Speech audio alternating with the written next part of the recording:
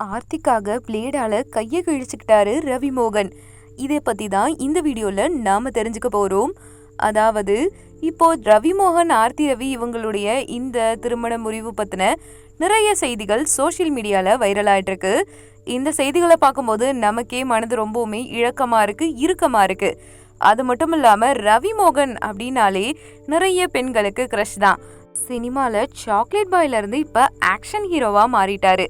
ரவிமோகன் அப்படின்ற பெயரை கேட்கும் பொழுது நம்ம கண்ணுக்கு நிறைய விஷயங்கள் வந்துட்டு போகுதுன்னே சொல்லலாம்.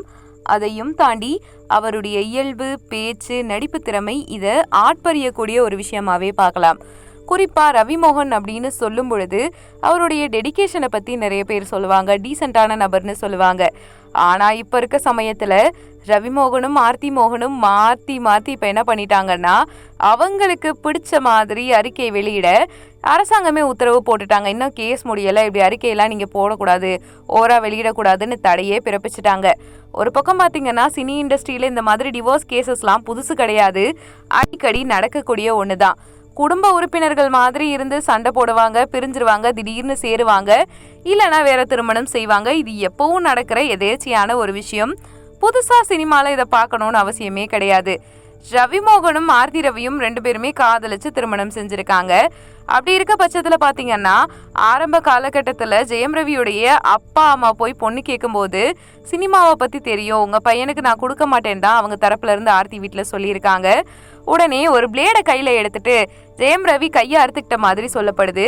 காதலுக்காக அப்படி பண்ணவர் பேசுற பேச்சா இதெல்லாம், ஏத்துக்கவே முடியலையேன்ற மாதிரியான விஷயங்கள்லாம் போயிட்டு இருக்கு. அது மட்டும் இல்லாம காதல் ஒரு பக்கம் அழகா இருக்கு, ஆழமா இருக்கு.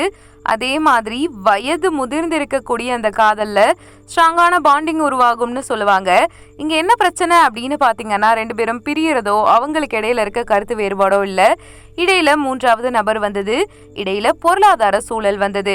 ஏன்னா ஒரு கணவன் மனைவி இருக்காங்கன்னா 3வது நபர் வரதும் பெரிய பிரச்சனை. அதே மாதிரி ஒரு பையனுடைய பொருளாதார சூழ்நிலையை பொண்ணு முடக்கிறதோ, பொண்ணுடைய பொருளாதார நிலைமையை பையன் முடக்கிறதோ பிரச்சனை. இது 2மே ரவிமோகனுக்கும் ஆர்த்திக்கும் இடையில போயிட்டு இருக்கு. அதையும் தாண்டி முக்கியமான விஷயம் என்ன அப்படின்னு பாத்தீங்கன்னா, இவங்க இப்ப படம் சரியா ஜெயம் ரவிக்கு ஓடலன்றதுக்காக ஒரு பப்ளிசிட்டி ஸ்டண்ட்டுக்காக பண்றாங்களோ என்னவோ, ரசிகர்களை தியேட்டருக்கு வர வைக்கணும்னு. அதுவும் புரியல. ஏன்னா சாதாரண நபர்கள் கிடையாது, 2 பேரும் செலிபிரிட்டிஸ். அப்படி இருக்க பட்சத்துல இப்படி அடிச்சுக்கணுமா அப்படின்ற ஒரு கேள்வி மக்கள் மத்தியில வருது. அதையும் தாண்டி இவங்களை பார்த்துதான் கப்பல் கோல்ஸ், வாட்ஸ்அப் ஸ்டேட்டஸ், அது இதுன்னு எல்லாம் பண்ணிட்டு இருந்த யங்ஸ்டர்ஸ் இப்போ கல்யாண வாழ்க்கையை நினைச்சு தன்னுடைய நிலைமையை நினைச்சு ரொம்ப வருத்தப்பட்டு இருக்காங்க.